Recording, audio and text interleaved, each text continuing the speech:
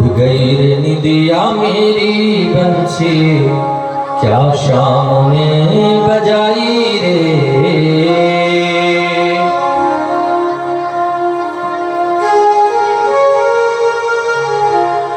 खो गया रे चैन मेरा, मेरे गोविंद ने बंसी को बजाया।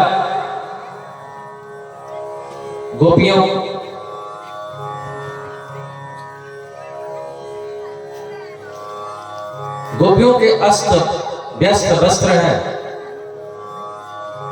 जो जैसा कपड़ा वस्त्र पहनी थी वैसे ही पहन करके दौड़ पड़ी। कन्हैया ने स्वागत किया। स्वागतम महाभाग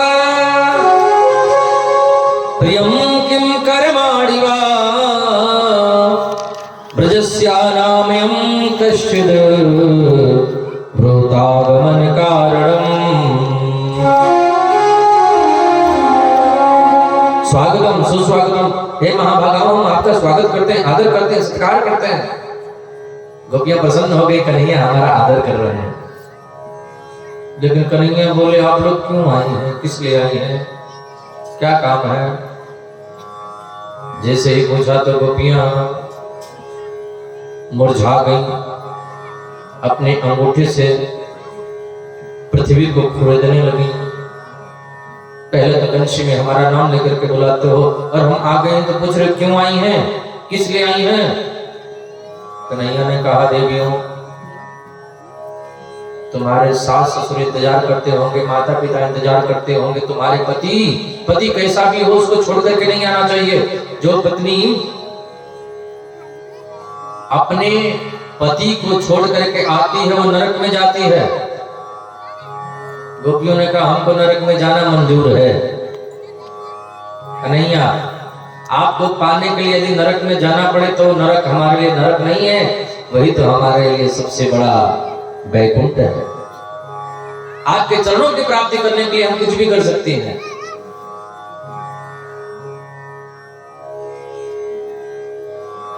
ऐसे बर को क्या बरे जो जन्मे और मर जा,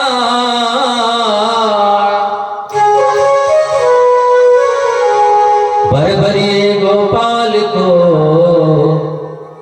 जो जुड़ लो अमर है जाए।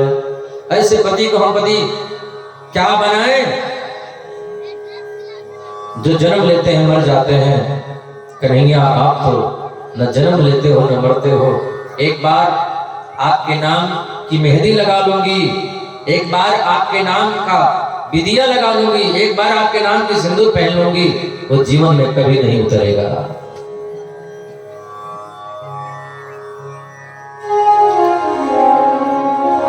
कन्हैया ने कहा, एक पतिव्रता स्त्री थी, अपने पति की सेवा कर रही थी, उसका बच्चा दौड़ा दौड़ा गया, अग्नि कुंड में गिर गया। स्त्री ने सोचा कि बच्चे को बचाऊंगी तो पति की नींद खराब होगी, और बच्चे को नहीं बचाते हो तो बच्चा जल करके मर जाएगा। वो स्त्री अपने पति की सेवा करती रही, बच्चे को छोड़ दिया। थोड़ी देर में बच्चा अग्निकुंड से बाहर निकल रहा है, हंसते हुए, किलोल करते हुए। देखा पतिव्रत धर्म पालन करने का परिणाम। गोपियों ने कहा, एक दो कथा हम भी सुना देंगे आपको। एक पतिव्रता स्त्री थी, अपने पति की सेवा बड़े भाव से प्रेम से करती थी। उसका पति चला गया बाहर, अपने पति के फोटो की पूजा करती। उसका पति आ गया, वो पति की आरती फोटो की पूजा कर रही थी। उसका पति दरवाजे पर खड़ा था, दरवाजा खटखटा रहा था, देवी दरवाजा खोलो। कन्हैया, आप बताओ, फोटो की पूजा करनी चाहिए कि दरवाजा खोलनी चाहिए? कन्हैया बोले, सांचे का पति दरवाजे पर खड़ा है तो फोटो की पूजा करने से क्या फायदा? बोलो राधे राधे।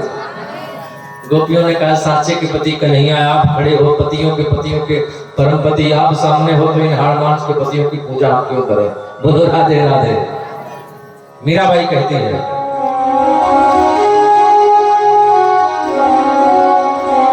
से बर को क्या बरे, जो जन्मे और मर जाए, बर बरिए गोपाल को, जो छोड़ लो अमर है जाए। कन्हैया प्रसन्न हो गए, बोले देवियों अब आप लोगों के संग में हम रास करेंगे। दो इधर गोपी, बीच बीच माधव। कन्हैया ने रास किया, गोपियों का आ गया अभिमान, जहां आता है अभिमान वहां से दूर हो जाते हैं भगवान। कन्हैया अंतर ध्यान हो गए राधा रानी को लेकर के। राधा जी बोली अजी मोकू कहाँ लिए जा रहे हो, मोकू तो मुँह पे चलो ही ना जाए। कन्हैया बोले अच्छा चला नहीं जाता, हमारे कंधे पर आके बैठ जाओ। जैसे राधा रानी कन्हैया के कंधे पर बैठने के लिए गई, राधा रानी को भी छोड़ करके अंदर ध्यान हो गए। गोपियां रोते रोते ढूंढते ढूंढते राधा रानी के पास में पहुंची। राधा जी बोली जो गति जो हाल तुम्हारे साथ हुई वही हाल हमारे साथ। गोपियां राधा रानी के संग में मिल करके यमुना के किनारे जाकर के एक बहुत प्यारा गीत गाया है, जिसको भागवत में गोपी गीत कहते हैं। टाइम का अभाव, आइए एक लाइन बस गाते हैं।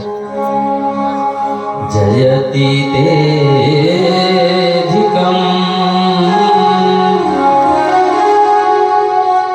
जन्मना व्रज शयद इंदिरा शाश्वतत्रयी दयित दृश्यता। गोपी गीत गाते गाते रुदन करने लगी, रोने लगी, काफी व्याकुल हो गई, बेचैन हो गई, परेशान हो गई। उन गोपियों के मध्य में कन्हैया प्रकट हो गए। बोल बंसी वारे की। अब की बार कन्हैया गोपियों के संग में महारास किए। जितनी गोपियां थी उतने स्वयं श्री कृष्ण बन गए, आलिंगन करके गलवियां देके रास रचा रहे हैं।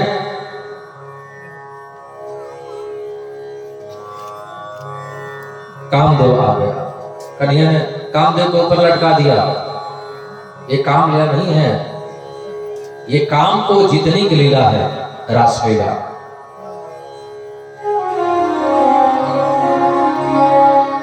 भगवान शंकर से नहीं रहा गया। पार्वती जी से बोले देवी रोज रोज कहाँ जाती हो? पार्वती जी बोली वहीं जाती हैं। कहाँ जाती हो? बोले वहीं जाते हैं। अरे कहाँ जाती हो? बोले हम भगवान कृष्ण के रास में जाते हैं। भोलेनाथ ने कहा एक दिन हमें भी तो ले चलो। पार्वती जी बोली वहां पर पुरुष नहीं जाते हैं, केवल स्त्री ही जाती है।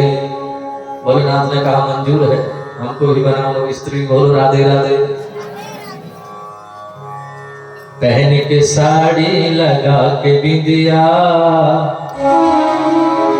चाल चले मत वाली वृंदावन। गेट पर कन्हैया ने रोक दिया, गेट आओ, भीतर नहीं जा सकते। भोलेनाथ ने कहा क्यों? कन्हैया बोले अगर अंदर जाना है तो प्रेम सरोवर में डुबकी लगाओ। जैसे ही बाबा ने प्रेम सरोवर में डुबकी लगाया सो नथुनिया वाले गोपी बन गए। बोल गोपेश्वर महादेव की। हमारे वृंदावन में गोपेश्वर महादेव की ही ये झांकी है, जहां भोले बाबा नथुनिया पहन करके रोज सजते हैं। पार्वती जी बाहर खड़ी है, भोले बाबा भीतर हैं। पार्वती जी कहती है हम लेके जाएंगे, भोले बाबा कहते हैं हमको जाना ही नहीं है। रास में इतना उनको आनंद आ गया कि भोले बाबा वहीं रह गए। ब्रजवासियों ने वहीं पर उनका मंदिर बना दिया गोपेश्वर महादेव का। बोले गोपेश्वर महादेव की जय।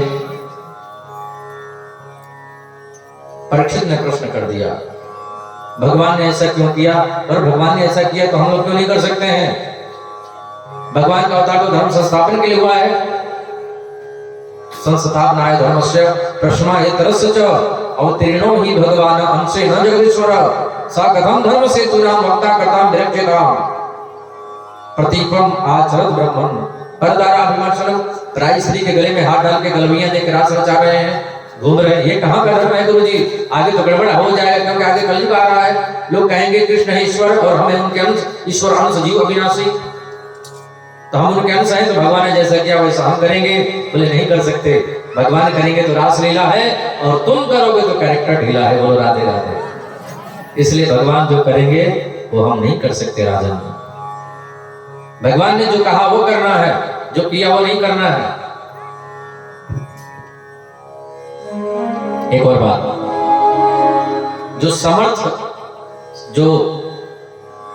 समर्थवान महापुरुष होते हैं उनमें दोष नहीं लगता है, और जिनमें दोष लगता है वो समर्थवान महापुरुष नहीं होते हैं।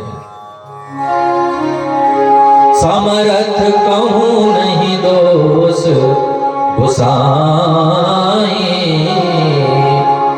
रवि पावक सुर सर के नाई।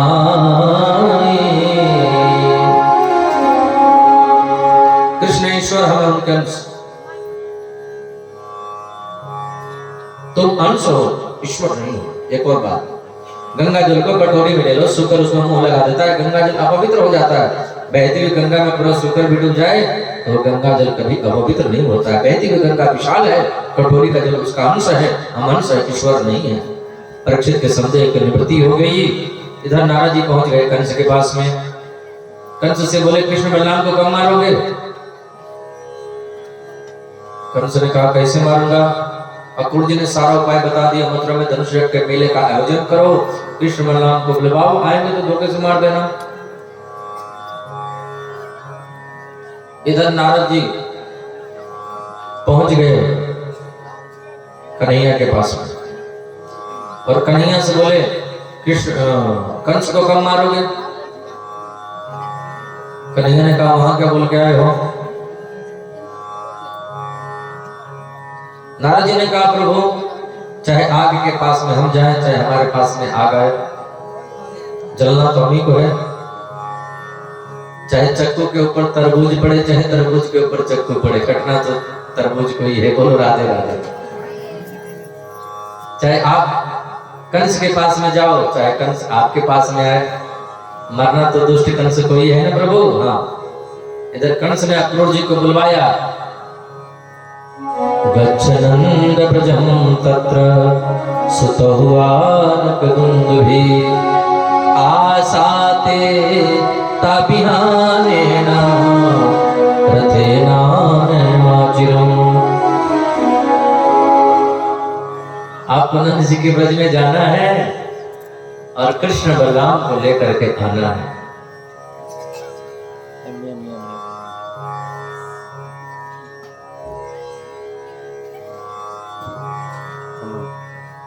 राधे राधे। फोटो खिंचवाओ। बोले कृष्ण कन्हैया लाल की जय। भागवत भक्त इधर लाओ, इधर लाओ, कुछ दे दे। माला का एक माला दो।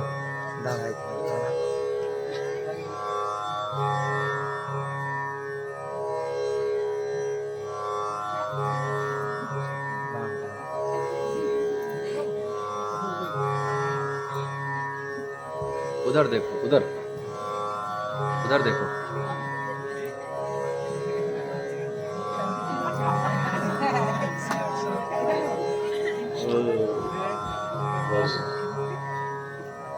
बोले कृष्ण कन्हैया लाल की जय। भागवत भगवान की जय। पैसा कम और ये ज्यादा मिल रहा, हमारा इतना हो गया है, किसी को चाहिए तो ले जाना। और देखो ये तो खुला हुआ है, कहीं लग न जाए किसी को।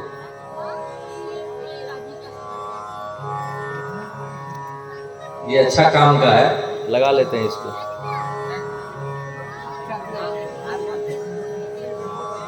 है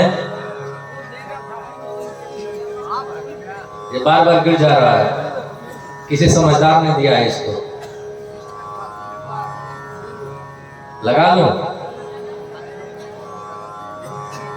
टाइम है ना आप लोगों को, थोड़ा देर कथा रोको, लगा लेने दो।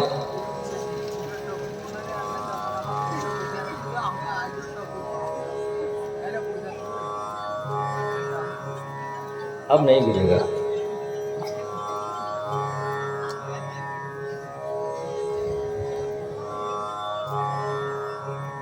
बोले भागवत भगवान की जय, कृष्ण कन्हैया लाल की। जल्दी नहीं ना है आप लोगों को, भोजन करके आए हैं ना 12 बजे।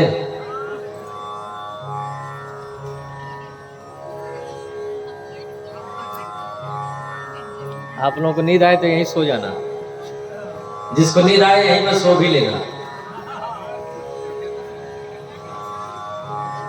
बोले कृष्ण कन्हैया लाल की जय। लेकिन माताओं बहनों की संख्या ज्यादा होती है, पुरुषों की संख्या कम होती है। ये लोग घर देखते हैं क्या? आप लोग आ जाती हैं तो घर देखते हो।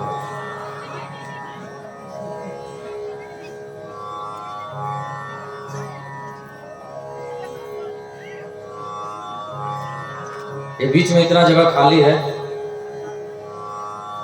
आप लोग कहां कहां बैठे हैं? उधर भी बैठे हैं। पंडाल में बैठ जाते तो पंडाल की शोभा बढ़ जाती।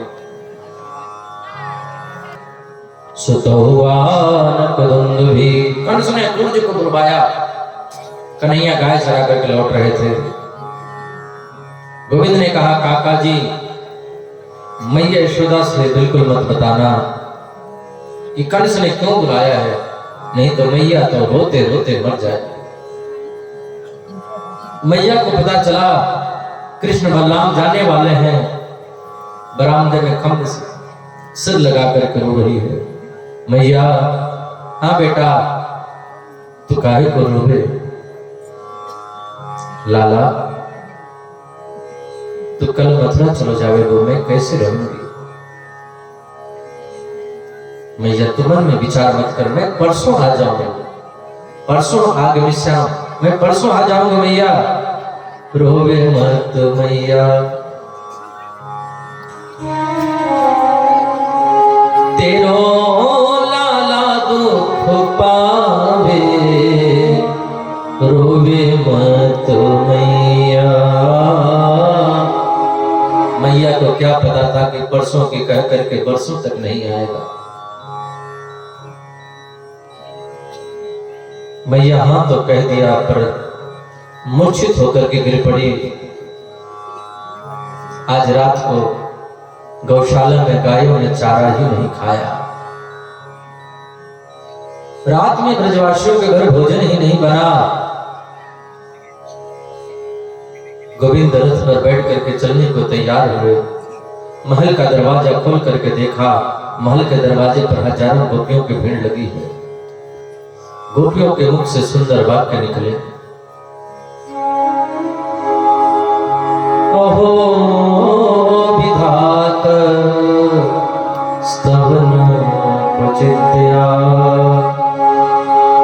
संयोज महत्या प्रणयेन देहिना,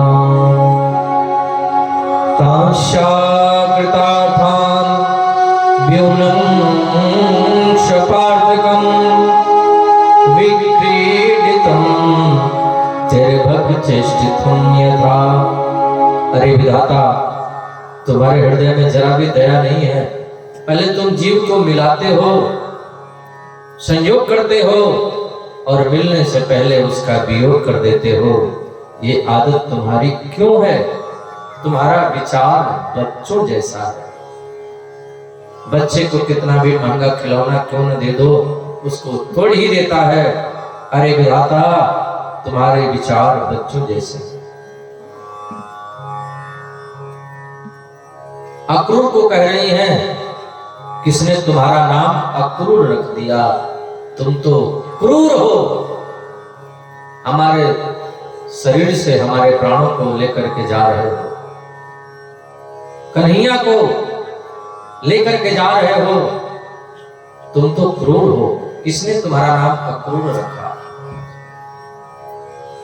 क्रूरं क्रूरस्त्वं अक्रूर समाख्याश्मनः।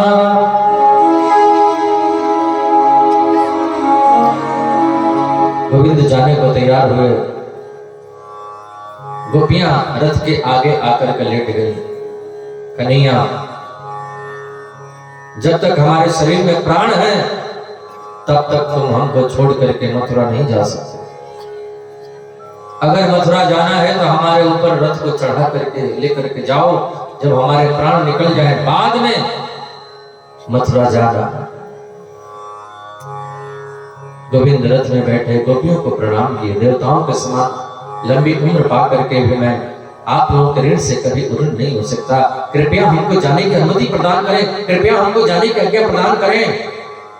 गोविंद रथ में बैठ करके थोड़ी दूर चले ही होंगे, मैया यशोदा के मूर्छा टूटी, लाला कहाँ है? कन्हैया तो गए। अब तो बूढ़ी मैया रथ के पीछे पीछे दौड़ रही है। अरे नेक सुनो तो सही, नेक रथ को रोको। कृष्ण बलराम ने देखा बूढ़ी मैया रथ के पीछे पीछे दौड़ते दौड़ते लड़खड़ाते आ रही है।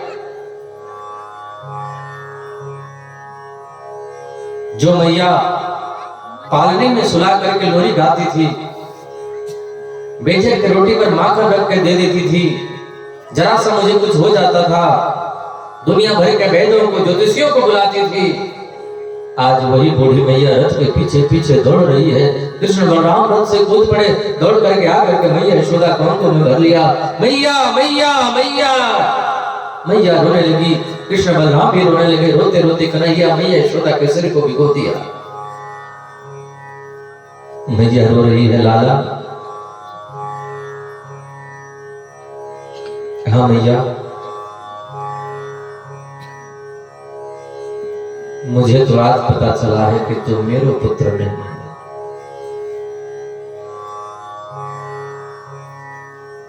मुझे आज पता चला है कि तू देवकी का बेटा है।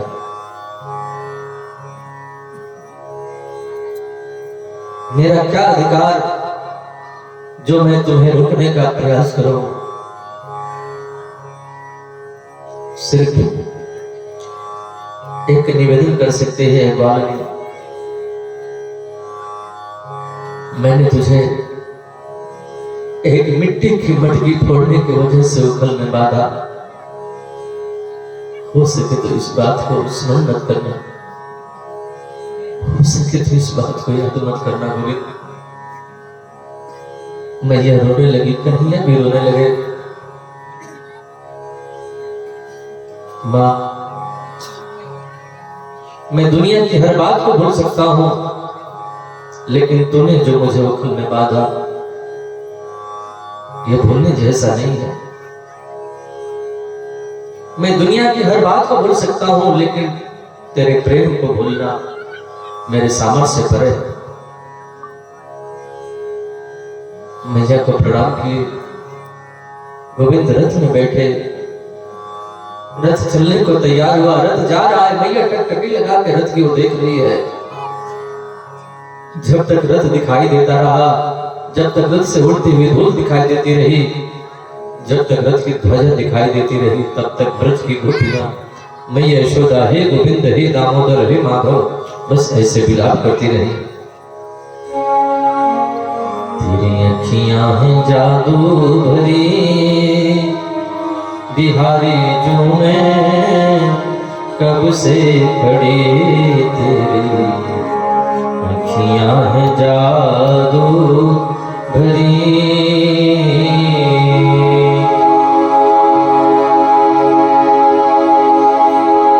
अक्रूर जी के संग में कन्हैया यमुना जी में स्नान किए, यमुना जी को पार किए, मथुरा पहुंचे। अक्रूर जी अपने घर को चले गए। कंस का एक धोबी वस्त्रों को लेकर के जा रहा था। कन्हैया धोबी से वस्त्र लिए, धोबी का उद्धार किया। कंस का एक दर्जी था, गोविंद का बड़ा प्यारा भक्त था। कन्हैया ने ग्वाल बालों के अनुरूप वस्त्र बनवाया और आगे गए। सुदामा नामक माली गोविंद को माला पहनाया। त्रिवक्रा नाम की दासी कन्हैया को चंदन लगाई। कन्हैया और आगे गए, शिव जी के धनुष को तोड़ दिया। कंस ने आवाज सुनी, गिरते गिरते बचा। लोगों ने समझाया कि चिंता मत करो, अभी हम लोग हैं ना, धनुष पुराना था, जंग लग गई थी उसमें, इसलिए टूट गया, चिंता करने की जरूरत नहीं है। कोरिया के हाथी को मार करके प्रभु उसके दांत को हाथ में ले लिए, मुष्टि चाणूर का कल्याण करते हुए कंस के पास पहुंच गए। कंस बैठा था 50 सीढ़ी ऊपर। कन्हैया एक है, देखने वाले अनेक हैं, लेकिन जो जिस भाव से कन्हैया को देख रहा है, कन्हैया उसको उसी रूप में दर्शन दे रहे हैं। वो स्वामी जी कहते हैं, जाकी रही भावना जैसी, प्रभु मूरत देखी तिन तैसी। कंस ने कहा, यानी कि यहां तुम चले आए, मुष्टि चाणूर पकड़ो इसको। कन्हैया ने कहा, मामा जी अब कोई नहीं बचा है, बस आप ही बचे हो। आप मुझे देखो, मैं आपको देखूं, मैं तुझे देखूं तो मुझे देख, देखते देखते हो जाए एक। ब्रह्मवित् ब्रह्मैव भवति। मामा तुम कितने भाग्यशाली हो, तुम्हारे सामने ब्रह्म ईश्वर परमात्मा कन्हैया खड़ा है, मुझे निहारो। और देखते देखते कंस ने ऐसा चाटा लगा, गोविंद ने ऐसा चाटा लगाया कि कंस का गोविंदाय नमो नमः हो गया। बोले कंस मर्दन भगवान की, कृष्ण कन्हैया लाल की। अब तो सब लोग कीर्तन करने लगे, काली मर्दन कंस निकंदन, देवकी नंदन तव शरणम। आप लोग भी गाइए, कंस मर गया, खुशी नहीं है क्या?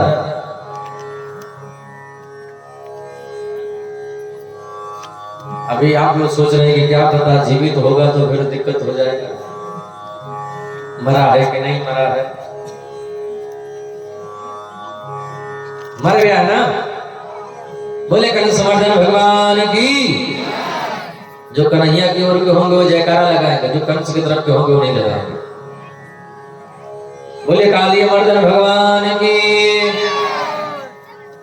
काली मर्दन कंस निकंदन, देवकी नंदन तब। एक मैया के पति का नाम था देवकी नंदन। मैया कीर्तन नहीं करे, काली मर्दन कंस निकंदन, देवकी नंदन आए जो चुप हो जाए। काली मर्दन कंस निकंदन, देवकी नंदन कैसे बोले? मैया बोली, सब लोग मेरी तरफ देख रहे हैं, मुझे भी कुछ बोलना चाहिए। मैया ने तुरंत बना दिया, काली मर्दन कंस निकंदन, चंपा के पापा तब शरणम। बोलो राधे राधे। तो यहाँ पर किसी के पति का नाम नहीं है ना, है? और नाम भी होगा तो कोई दिक्कत नहीं है, ले सकते हो। आजकल तो चल रहा है सब।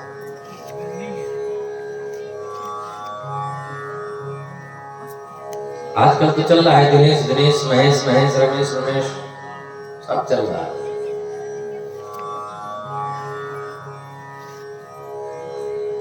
पति पत्नी का नाम, पत्नी पति का नाम।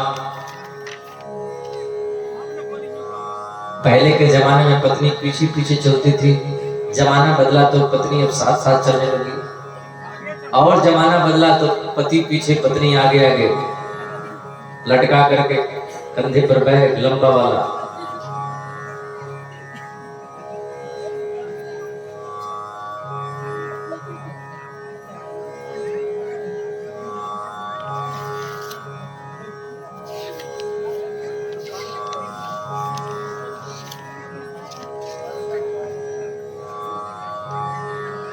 एक व्यक्ति हमसे बोलते थे कि आजकल की लड़कियां कैसा पति चाहती है? पति मेरा ऐसा हो, जेब में जिसके पैसा हो। पति मेरा कैसा हो, जेब में जिसके पैसा हो, लंबी जिसकी हाइट हो, गुस्सा बिल्कुल लाइट हो, सासू से जब फाइटिंग हो तो बोले डार्लिंग तुम ही राइट हो। बोले राधे राधे।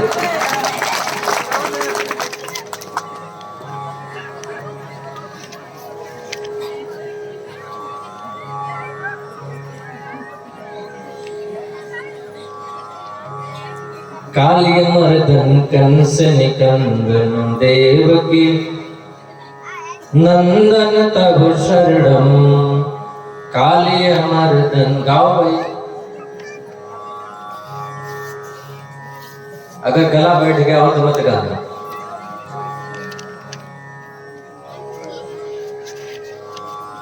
काली मर्दन कंस निकंदन देवकी नंदन तब शरणम। काली मर्दन कंस निकंदन देवकी नंदन तब शरणम।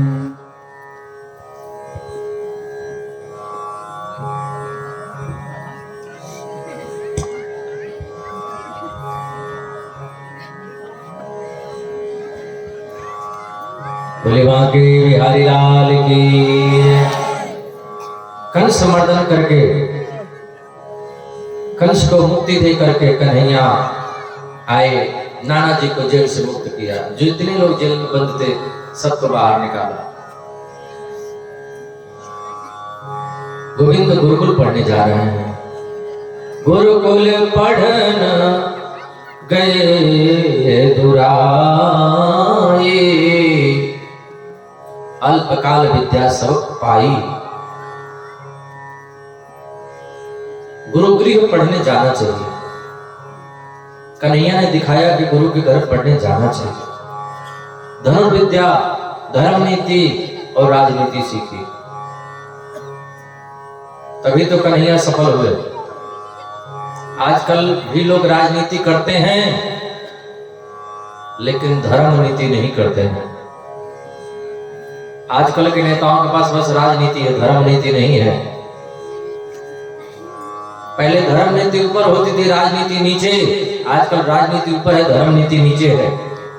कथा करना होगा तो नेताजी से, मंत्री से बात करना होगा तो ही भीड़ भाड़ में कथा हो सकती है। बोलो राधे राधे। धर्म का कोई काम करना हो तो डीएम एसपी से आदेश लेना पड़ता है। पहले के जमाने में ऐसा नहीं था। आजकल के जमाने में राजनीति ऊपर, धर्म नीति नीचे। सारे दुनिया के काम हो सकते हैं लेकिन कोरोना काल में सब कुछ बंद चालू हो गया, लेकिन कथा होने से कोरोना हो जाएगा। बोलो राधे राधे। मंदिर बंद हो गया, कथा पूजा पाठ सब बंद हो गया। ये रावण राज्य नहीं तो क्या राम राज्य है? बोलो। ये सब काम कंस के शासन में होता था। ये सब काम रावण के शासन में होता था। रावण कहता था कोई पूजा पाठ करे तो उसको पकड़ करके नदी में फेंक दो, कोई कथा प्रवचन करे तो उसको उठा कर गंगा जी में बहा दो, कोई यज्ञ न करे। अरे जब बाजार खुल सकता है, दुकानें खुल सकती हैं, शादी विवाह हो सकता है, तो फिर कथा मंदिर में क्या आपत्ति है? आदमी को दो चीज चाहिए। मैं किसी पार्टी का नहीं हूं, ये ऐसा मत समझ लेना। मैं किसी पार्टी का नहीं, किसी एक पार्टी का नहीं, हम सभी पार्टी के हैं। जो पार्टी जीतती है उसी का हम झंडा लगा लेते हैं। बोलो राधे राधे।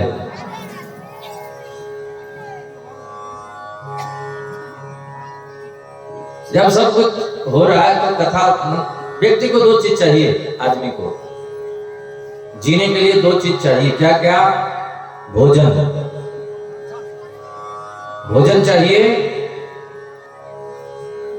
और शांति से रहने के लिए भजन चाहिए। बोलो राधे राधे।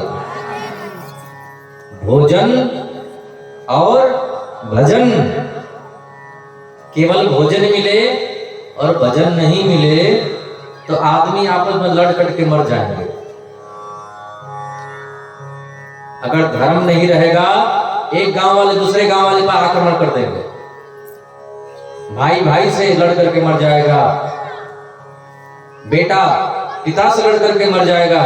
अगर धर्म नहीं रहा तो, भजन नहीं रहा, मन को शांति नहीं मिलेगी। इसलिए भजन और भोजन दोनों बहुत जरूरी है। तो हमारे समझ में आया कि सरकार को चाहिए कि सब खोले तो साथ साथ में मंदिर भी खोल दे। बोलो राधे राधे। बोले बांके बिहारी लाल की जय।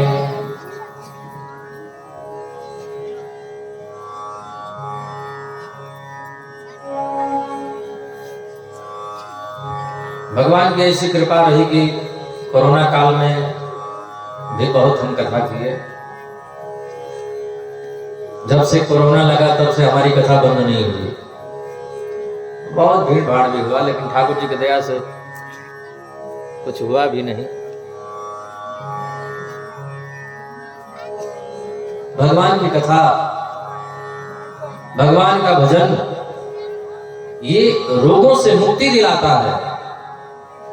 इसलिए जो भगवान का भजन करते हैं, भगवान की कथा सुनते हैं, पूजा पाठ करते हैं, वो बीमार बहुत कम पड़ते हैं। ऐसा नहीं कि नहीं पड़ेंगे, वो भी पड़ेंगे, लेकिन कम मात्रा में बीमार पड़ेंगे।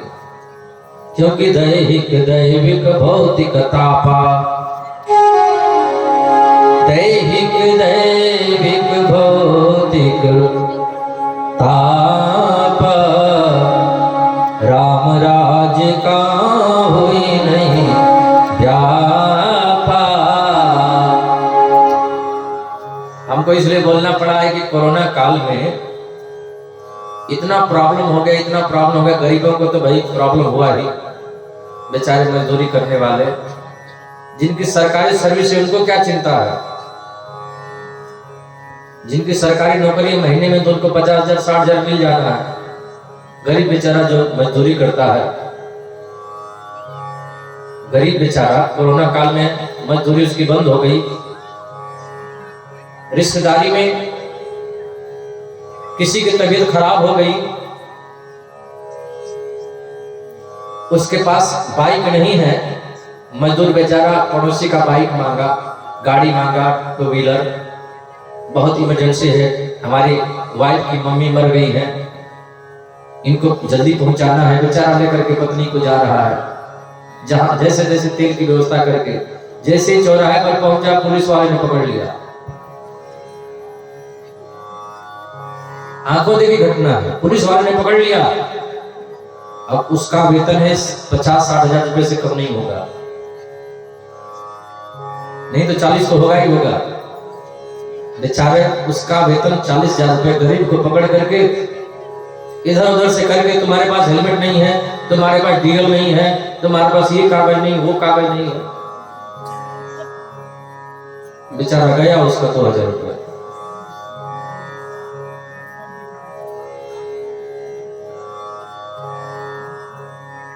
ये सोचने की बात है। 2,000 रुपए किसका गया? गरीब का। और लिया किसने? जो 40,000 रुपए वेतन पा रहा है।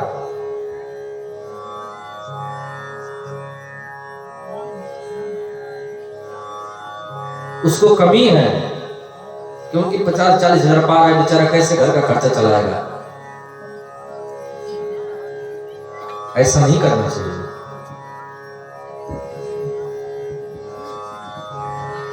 बांके बिहारी लाल की जय। यही तो विडंबना है इस राष्ट्र की, इस देश की। गरीब ही लूटा जा रहा है, अमीर को कोई दिक्कत नहीं। चाहे कोरोना काल में लॉकडाउन लगे, चाहे नोटबंदी हो जाए, कुछ भी हो, कोई प्रॉब्लम नहीं। थोड़ा राजनीति में धर्म नीति भी होनी चाहिए। कन्हैया ने धर्म नीति भी सीखा, राजनीति भी सीखी, और धनुर्विद्या भी। कहीं कहीं जरूरत पड़े तो कन्हैया हथियार भी चला देते। तो गरीब को भी जरूरत पड़े तो चला देना चाहिए। बोलो राधे राधे। मंगल भवन मंगल हारी, द्रवहु सुदशरथ जिर बिहारी। तो कन्हैया ने धनुर्विद्या, राजनीति, धर्मनीति सीखी। पिताजी को, नाना जी को जेल से मुक्त किया, पिताजी को भी जेल से निकाले, सब कुछ दुरुस्त कर दिया। लेकिन आज महल के अटालिकाओं पर बैठे थे, मैया यशोदा की याद आ गई।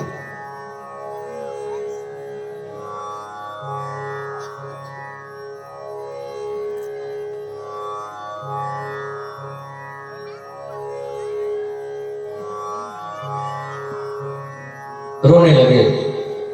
देवकी थाली में धर करके बेजन की रोटी पर माखन रख करके गोविंद के सामने जैसे ही थाली को रखा, कन्हैया ने जैसे ही बेजन की रोटी पर माखन को देखा, गोविंद के नेत्रों से अश्रु बहने लगे, रोने लगे, जोर जोर से विकियों से रोने लगे। देवकी डर गई, बसदेव जी के पास में गई, बसदेव जी से सारी बात कही। बसदेव जी ने कहा मुझे भी नहीं पता, मैं भी कन्हैया के स्वभाव से परिचित नहीं हूं, क्यों रोता है? ब्रज गोपियों की मैया यशोदा की, राधा रानी की याद आ गई, गायों की याद आ गई। मैंने मैया से कह करके आया था, मैया मैं परसों आऊंगा। यदि मुझे परसों नहीं जाना था तो मैंने मैया से परसों का नाम क्यों लिया? बसदेव जी ने कहा उद्धव जाओ, कन्हैया से तुम बातें करते हो, तुम पूछो ना क्यों रोता है। उद्धव जी गए, गोविंद मुझसे कुछ मत छुपाना, सब बातें बता देना। कन्हैया ने कहा उद्धव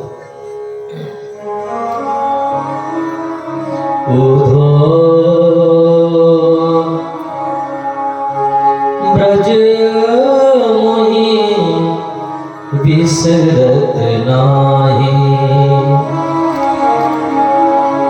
हंस सुता को सुंदर कलरव, और कुंजन की छाही। उद्धव मैं बहुत प्रयास करने के बाद, चाहने के बाद भी मैया यशोदा को, नंद बाबा को, ब्रज गोपियों को, राधा रानी को, ब्रज मंडल को मैं भुला नहीं पाता। मैं जितना भूलने की कोशिश कर रहा हूं उतनी ही ज्यादा यादें आ रही हैं।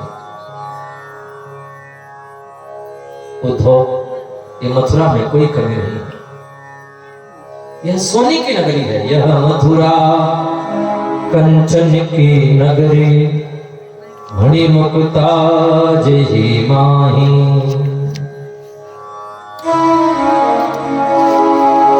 पर जब ही सूरत आवत वा सुख के,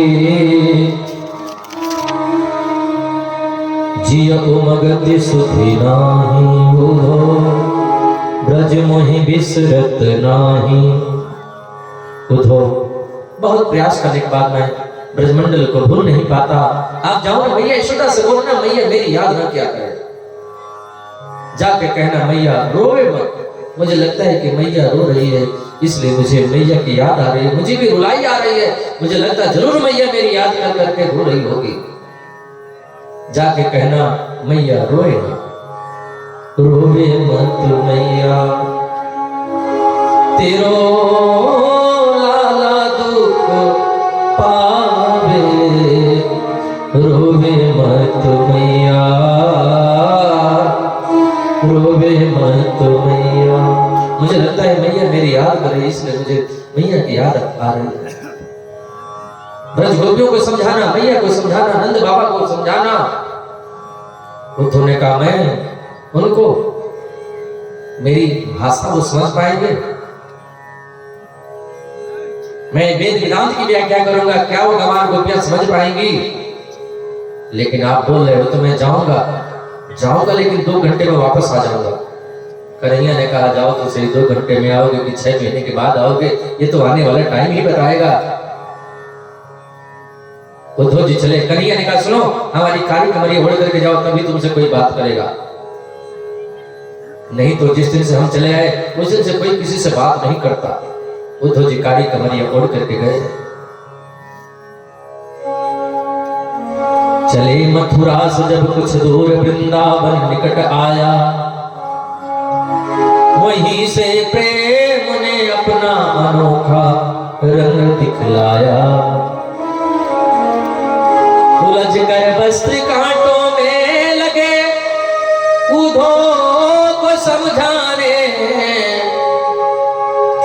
तुम्हारा ज्ञान पर्दा फाड़ देंगे ये प्रेम दीवाने।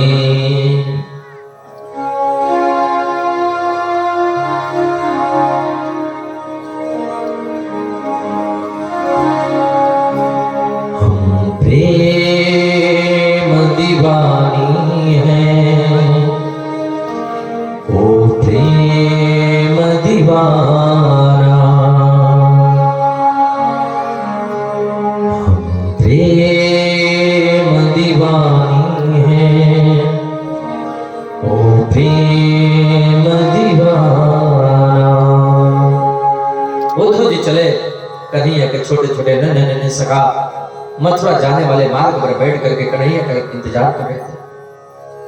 कन्हैया बोल करके गया था मैं परसों आ जाऊंगा, आज शायद लाला आ रहे हुए वो, आज कन्हैया आ रहे हुए वो। दूर से रथ आते हुए दिखाई दिया। एक सखा ने कहा देखो कन्हैया आ रहा है, देखो मेरो लाला आ रहा है, देखो मुंह से कह के गया ना। एक नन्हा सा छोटा सा सखा रूठ करके जा करके झाड़ी में छुप गया। मुझे कन्हैया से बात नहीं करना, मुझे उससे नहीं मिलना। आकर के पहले हमारे चरणों में गिरेगो, मोते माफी मांगेगो और फिर कभी नहीं जाने का वचन देगो, तब तो बात से बात करना है, नहीं तो बात तो नहीं करने। जाके झाड़ी में छुप करके बैठ गया।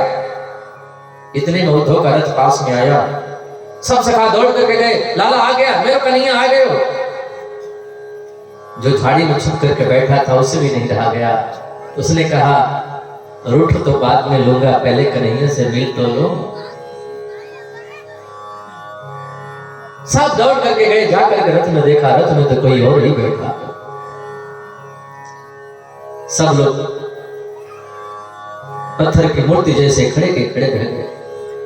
उद्धव ने कहा मैं उद्धव मथुरा से कन्हैया का मित्र हूं, सुनाता हूं संदेशा श्याम का जो साथ लाया हूं। मैं यशोदा से मिलना है, नंद बाबा से मिलना है, ब्रज गोपियों से मिलना है, उनके महल का मार्ग बता सकते हो क्या? ब्रजवासियों ने कहा ये जो जल बह रहा है, हाँ ये कोई नदी नहीं है,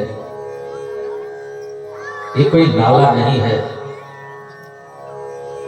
मैया यशोदा, नंद बाबा, ब्रज गोपियां, हजारों गायों के नेत्रों से बहने वाला ये आंसू ही है। बस इसी के सहारे सहारे सहारे सहारे चले जाओ, मैया यशोदा का महल मिल जाएगा। उद्धव ने कहा बाप रे मैं कहां आ गया। मैया यशोदा के पास में गए। मैया मैं उद्धव मथुरा से आया हूं। मैया ने कहा कौन है लाला, जरा धीरे बोलो धीरे बोलो, अभी लाला की नींद टूट जाएगी। जैसे जैसे मैंने लोरी गा गा के कन्हैया को सुलाया है, हे भगवान कभी बहू मांगे कभी चंदा मांगे।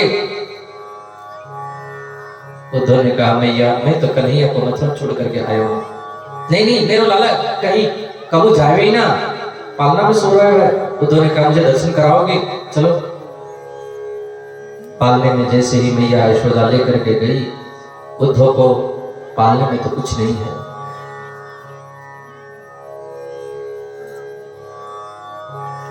मैया यशोदा धड़ाम से जमीन पर गिर पड़ी। उद्धव मैं कितनी पागल हूं, अरे कन्हैया को मथुरा गए बरसों हो गए, पर ये वही आंगन है जहां मैं लोरी गाती थी, गीत गा गा के कन्हैया को नचाती थी। नाचे नंदलाल नचावे हरि की मैया, आज वो आंगन सुना पड़ा है।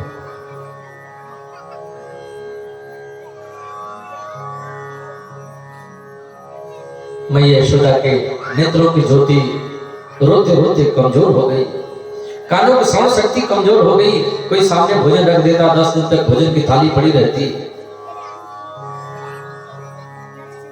रात भर मैया यशोदा और उद्धव की वार्तालाप हुई। सुबेरा हुआ, उद्धव जी ने कहा मैं गोपियों के पास जाना चाहता हूं। हजारों गोपियों के बीच में राधा रानी है।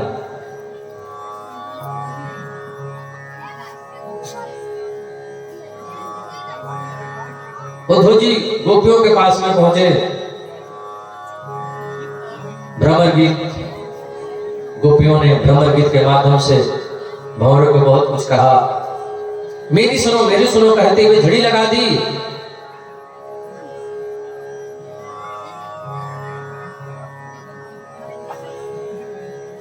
तुम कहते हो कि मथुरा चले जाए, वो देखो कदम की डाल पर बंसी बजा रहे हैं, देखो गाय चरा कर लौट रहे हैं। उद्धव जी समझ गए संयोग में वियोग का होना, वियोग में संयोग का होना, ये प्रेम का विस्तृत अनुभव है। लेकिन जिस कृष्ण के लिए तुम लोग रो रही हो वो तो ईश्वर है ना, वो तो ब्रह्म है ना। मन को एकाग्र करो और एकाग्र मन से ब्रह्म का चिंतन करो। वो ब्रह्म जिसका हाथ नहीं होता, जिसका पैर नहीं होता, जिसका मुख नहीं होता, वो निर्गुण है, निराकार है, निधि है, निर्विशेष है। गोपियों ने तिरछी नजरों से उद्धव को देखा। उद्धव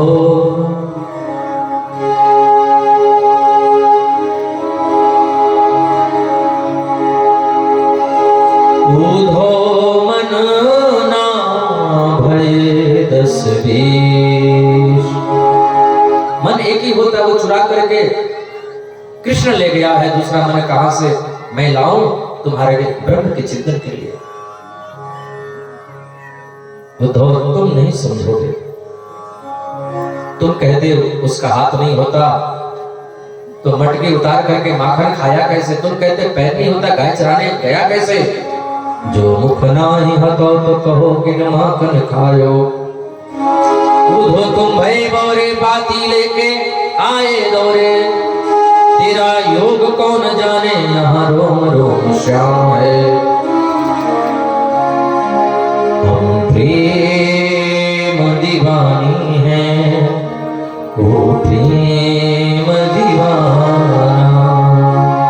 ऐ बुधो हमें ज्ञान की, ऐ बुधो हमें ज्ञान की पोथी न सुनाना।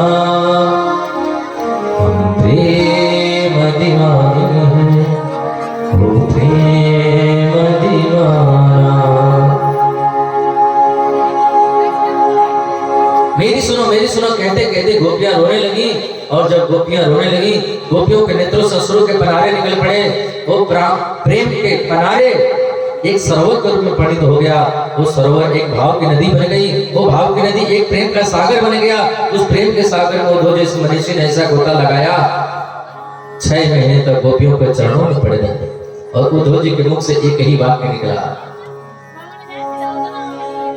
राधे तेरे चरणों की गर धूल जो मिल जाए, सच कहता हूँ मेरी तकदीर बदल जाए। उद्धव जी ने कहा कल का सवेरा बाद में होगा, कन्हैया को हम पहले लेकर के आ जाएंगे। उद्धव जी कन्हैया के पास में पहुंच गए। गोविंद ने कहा नेत्रों को बंद करो उद्धव। उद्धव जी ने जैसे ही अपने दोनों नेत्रों को बंद किया, राधा रानी कन्हैया के बगल में प्रकट हो गई। बोली राधा रानी सरकार की, कृष्ण कन्हैया लाल की जय, बोल बंसी वारे की जय। जरासंध ने मथुरा को घेर लिया 17 बार, 23 अक्षौहिणी सेना लेकर के आया। गोविंद ने उसको हरा दिया। एक काल यौन नामक राक्षस आया, मुझकुद के द्वारा प्रभु ने उसको मुक्ति दिलाई। पर्वत पर चढ़ गए। जरासंध ने 11,000 ब्राह्मणों का पाठ बिठा करके अक्षौहिणी सेना लेकर के आया। प्रभु ने सोचा इस बार यदि हरा दिया तो पंडितों को तकलीफ देना शुरू कर देगा। पंडितों के मंत्र को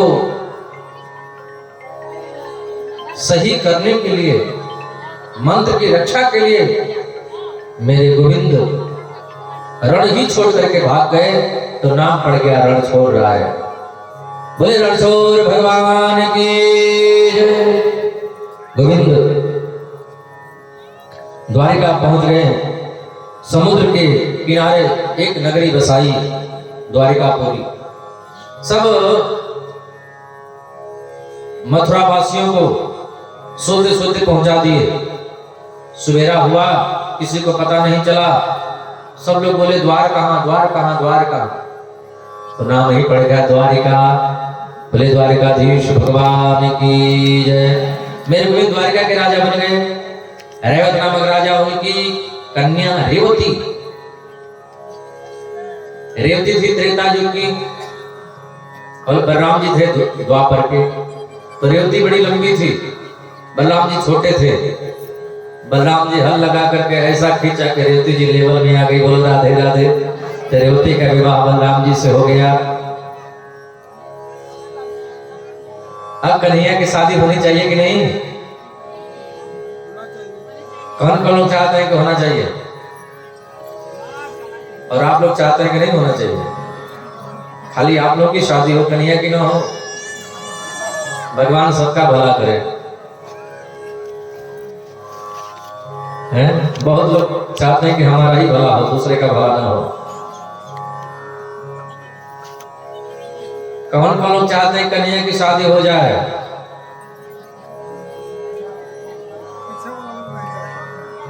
बोले बांके बिहारी लाल की, बोल बंसी वाले की। भीष्मक राजा कुंदनपुर के अधिपति हैं, 5 पुत्र हैं, बेटी नहीं है। भीष्मक राजा बड़ा तप किए, सरोवर से कमल के पुष्प पर एक कन्या मिली, और वही तो महारानी रुक्मणी है। रुक्मणी कभी किसी के गर्भ से पैदा नहीं होती है। हाँ, लक्ष्मी है ना, लक्ष्मी कभी किसी के गर्भ से पैदा नहीं होती। सरोवर में कमल के पुष्प से महारानी रुक्मणी मिली, घर लेकर के आए, पालन पोषण किया। भाई चाहता है कि रुक्मणी जी की शादी शिशुपाल से हो, और रुक्मणी जी चाहते हैं कि हमारी शादी कन्हैया से हो। बोलो राधे राधे। भाभी जी से बोली, भाभी जी ने कहा तुमने सच्चे मन से कन्हैया को चाहा है तो वो जरूर मिलेंगे। जेहि पर सत्य स्नेह सोते मिले न कछु संदेह। कन्हैया के लिए पत्र लिख करके भेज दो। महारानी रुक्मणी कन्हैया के लिए पत्र लिख रही हैं। हाँ, प्रेम पत्र लिख रही हैं कन्हैया के लिए। क्या खोले ठीक है, बच के आएगा वहां से। बजाओ। और हम नहीं जानते। हरे कृष्ण कन्हैया लाल की जय। महारानी रुक्मणी कन्हैया के लिए पत्र लिखती हैं। हिंदी में प्रेम पत्र कहते हैं, इंग्लिश में क्या कहते हैं हमको नहीं आता। बोलो राधे राधे।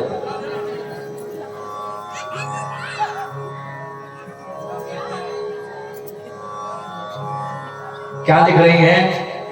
श्रुत्वा गुणान् भुवन सुंदर श्रीमतान्ते निर्विश्य कर्ण विभरे हरितोंग तापम।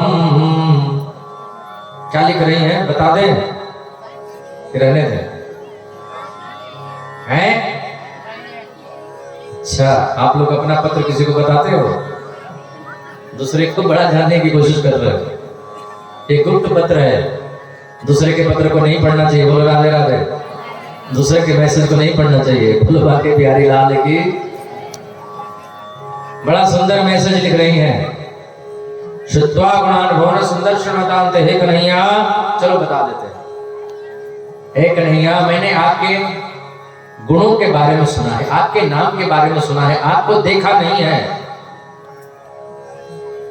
बिना देखे ही मैंने आपको पति के रूप में पसंद कर लिया है। और आजकल प्रेम जो होता है वो देख करके होता है। बोलो राधे राधे। सुन करके नहीं होता है, चेहरे को देख करके होता है। तभी तो जल्दी से छूटा छूटी हो जाता है। हाँ, पत्नी बोलती है हम तुमसे कम नहीं, तो पति भी कहता है हम भी तुमसे कम नहीं। बोलो राधे राधे। कोई किसी से कम नहीं तो कोई किसी को सुनता नहीं। इसलिए जो प्रेम विवाह लव मैरिज जो होता है वो कम ही टिकता है, कम ही चलता है। बहुत जल्दी आपस में छुटकारा होता है। बोलो राधे राधे। सक्सेस नहीं है, नहीं है, सफल नहीं है। बोली वहां के बिहारी लाल की जय। पहले शादी विवाह में दाल भात बनता था। दाल भात, दाल चावल पहले बनता था। शादी विवाह में लोग मिला करके खाते थे, तो आपस में मिलन रहता था, शादी में मेल रहता था, दुल्हा दुल्हन मिल करके रहते थे। और आजकल पूड़ी कचौड़ी जो तोड़ करके ही शुरुआत होती है। पूड़ी कचौड़ी तोड़ के ही शुरुआत होता है खाने को, इसलिए शादी विवाह आजकल होता है जो बहुत जल्दी टूट जाता है। महारानी रुक्मणी सुंदर पत्र लिख रही है। श्रुत्वा गुणान् भुवन सुंदर श्रीमतान्ते। पंडित जी को दिया, पंडित जी कन्हैया को दिए। रुक्मणी जी एड्रेस भी बता दी थी, मैं पूजन करने जाऊंगी वहीं आ जाना। कन्हैया सैनिक लेकर के आई। महारानी रुक्मणी अपने सखियों के संग में कात्यायनी पूजन करने के लिए धीरे धीरे आ रही हैं। दो सखियां इधर हैं, दो सखियां इधर हैं, बीच में महारानी रुक्मणी है। धीरे धीरे धीरे धीरे धीरे धीरे आ रही हैं और सखियां गीत गाते हुए आ रही हैं।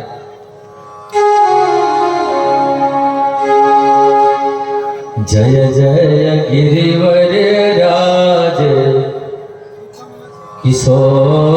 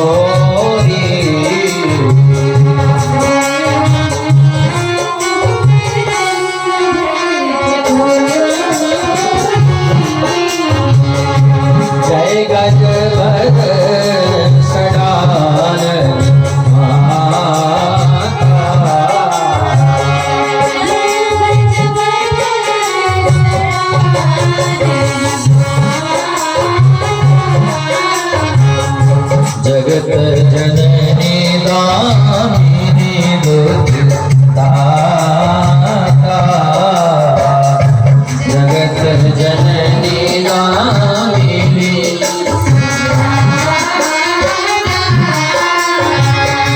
कहिता बयाली मत अवसाना,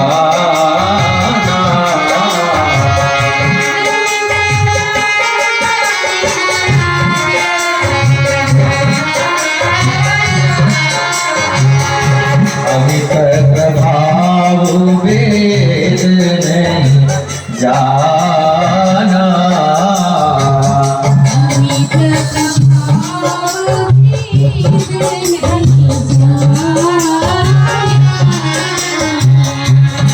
मंगल भवन मंगल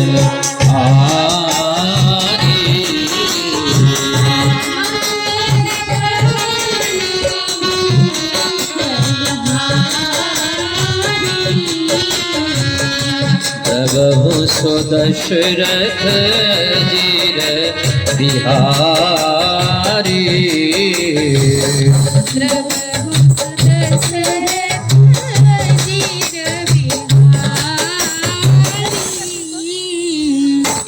जय जय गिरिवर राज किशोरी,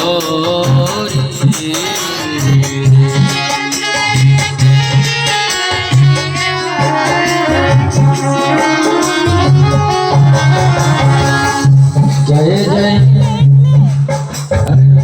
अकेले छोड़ दिया, इनकी सखियां कहाँ गई? आ जाओ इनकी सखियां, जींस पहन के मत आओ, इनकी सखियां साड़ी पहन के आओ। जय जय गिरिवर राज किशोरी,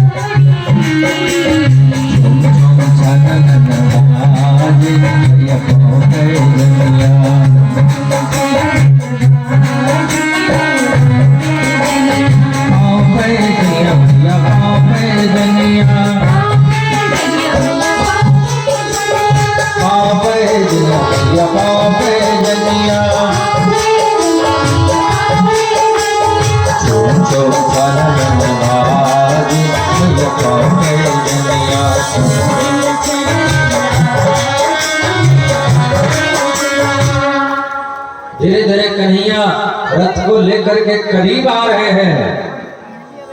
10,000 सैनिक महारानी रुक्मणी की सुरक्षा में खड़े हैं और कन्हैया रथ को लेकर के धीरे धीरे धीरे धीरे आगे बढ़ रहे हैं। मेरे गोविंद आ रहे हैं और रुक्मणी जी पूजन कर रही हैं। छुम छुम छनन बाजे पाँव पे जनिया, छुम छुम छनन जय जय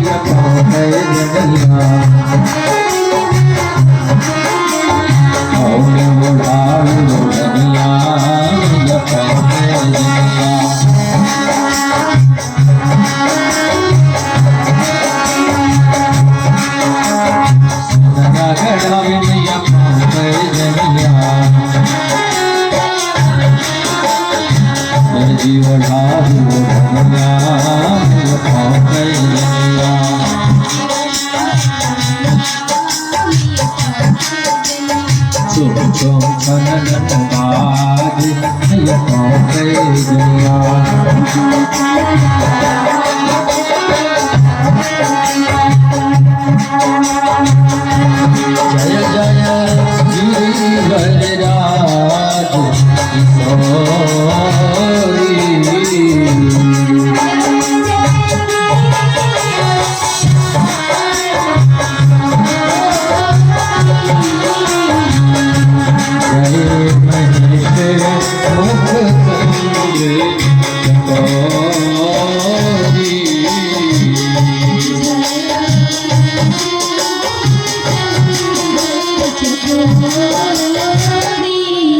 बारात आ गई कन्हैया की और बाजे के साथ में आ रही है। महिलाएं गीत गा रही हैं। बाजा बंद करो, महिलाएं गाली दे रही है बारातियों को। बाजा बंद करो साले आवारा है जी, बाजा बंद करो साले आवारा है जी, बाजा बंद करो। बाजा बंद हो गया। बोलो राधे राधे। कन्हैया बारात को लेकर के आ रहे हैं धीरे धीरे। महारानी रुक्मणी पूजन कर रही हैं। हाँ, और कन्हैया आ गए और 10,000 सैनिक सुरक्षा में खड़े हैं। एक सैनिक ने कहा, आहा क्या चाल है, क्या चाल शान अलबेली है। एक सैनिक ने कहा, क्या मुरली है, मुस्कान देखो। इतने में कन्हैया रुक्मणी जी का हाथ पकड़ लिए। रुक्मणी जी का हाथ पकड़ लिए। रुक्मणी जी आरती के थाल नीचे रख दी और कन्हैया हाथ पकड़ करके लेकर के भाग गए।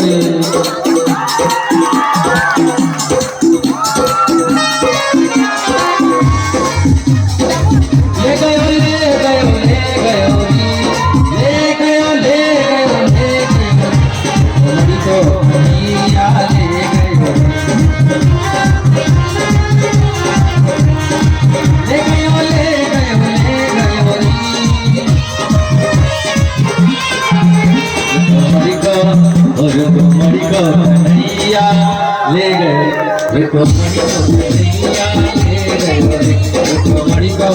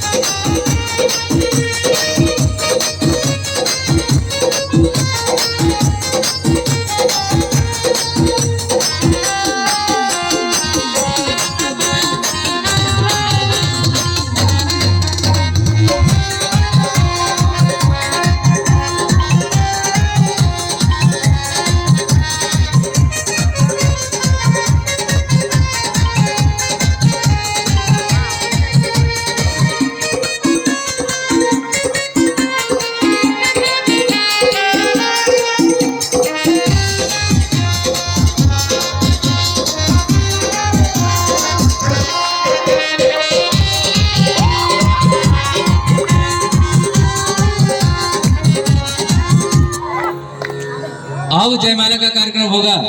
जयमाला दीजिए, इस साइड हटो। मालिक को बुलाइए, जयमाला लेकर के आए।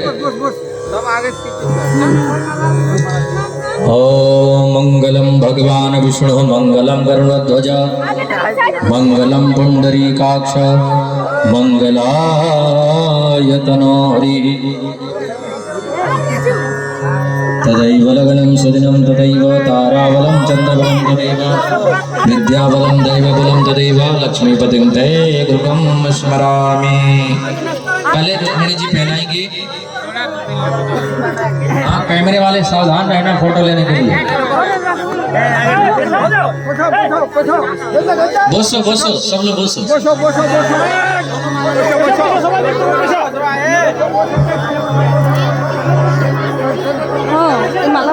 बोसो बोसो, आपनी केमन आछो? बोसो बोसो।